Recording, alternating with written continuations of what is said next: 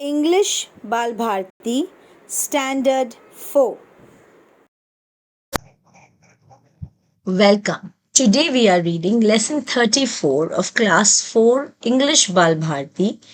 This is a two-part lesson. The first part lesson 34 and the second part is lesson 35.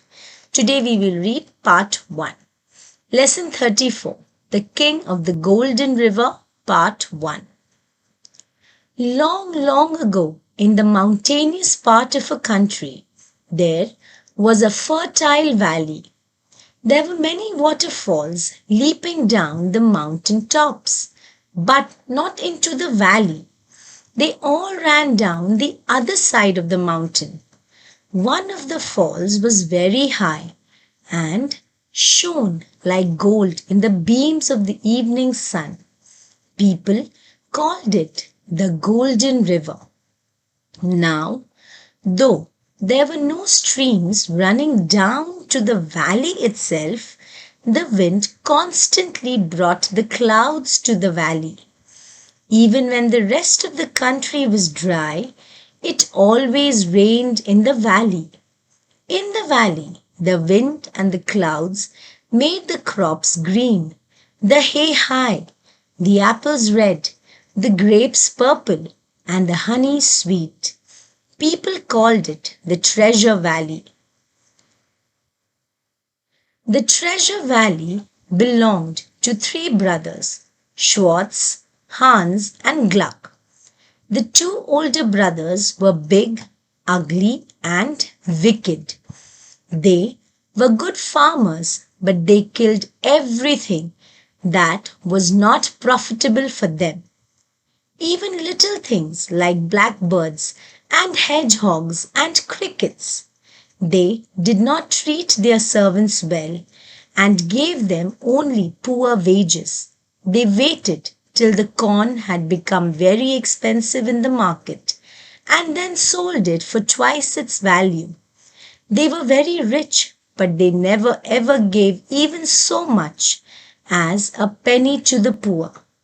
People called them the Black Brothers.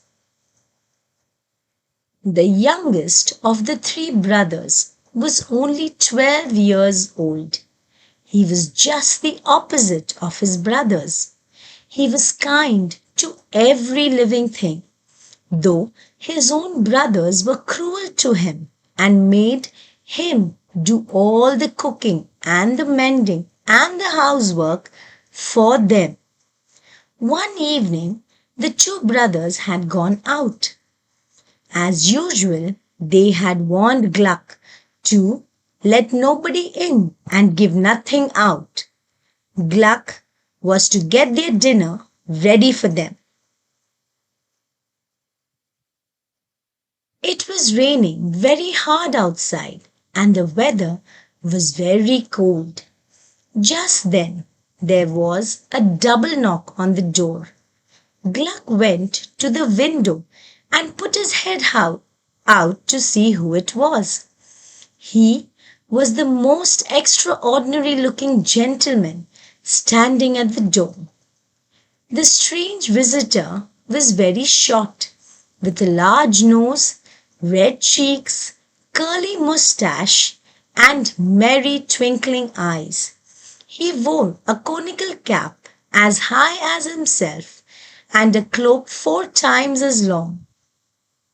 "I am wet, let me in," said the stranger. "I beg pardon, sir," said Gluck. "I am very sorry, but I really can't. My brothers would beat me to death if I did any such thing." But Gluck saw how hard it was raining and how cold it was and how wet the gentleman looked. So he opened the door and let the stranger in. Gluck thought he would let the stranger get warm inside for some time and ask him to leave before his brothers came home. The stranger, however, had no plans of leaving. In fact, he told Gluck that he had nothing to eat for 2 days and was very hungry. It melted Gluck's heart to hear this, so he decided to give the stranger a part of his own dinner. Before the stranger had eaten it, however, the wicked brothers returned. They were shocked to see the little gentleman sitting in the house. At once the brothers began to shout at Gluck.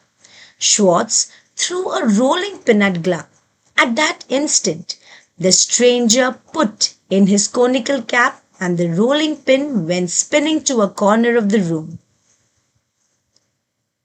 The brothers turned to the visitor and ordered him to get out of the house. The little man asked them humbly to let him stay, as it was so cold and wet outside.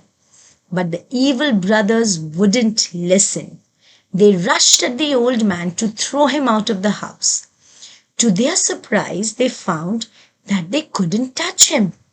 Instead, they were themselves swept into the corner with the rolling pin. Then the old gentleman gathered his cloak and cap and said, "At 12 o'clock tonight I'll call again. But since you have treated me so badly, it will be the last visit I pay you." Then he went away like a whirlwind. That night a big storm woke the brothers. It shook the house and blew away the roof. Once again the wicked brothers saw the strange visitor. He was sitting on a cloud, bobbing up and down. "You may go to your brother's room. I have not damaged it," he told Hans and Schwartz. "Remember, this is my last visit. You will find my card on the table." And with those words, he disappeared. In the morning, the brothers saw from the window that the storm had swept away whole trees and crops from Treasure Valley. Everywhere they saw only red sand and grey mud. The valley was a picture of ruin. The brothers then crept into the kitchen. On the kitchen table there was a small white card. Southwest Wind, Esquire. The new words in this lesson are fertile, able to produce great crops. Beans, raise. Wages, the money that is paid for the work that a person does, like a salary. Mending, repairing. Cloak, a warm piece of clothing.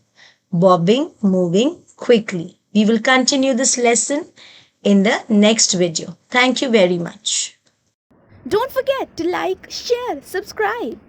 Email us your comments at primarylearningwithprats@gmail.com. You can also tell us what other lessons you would like us to make. We would love to hear from you. Thank you for watching.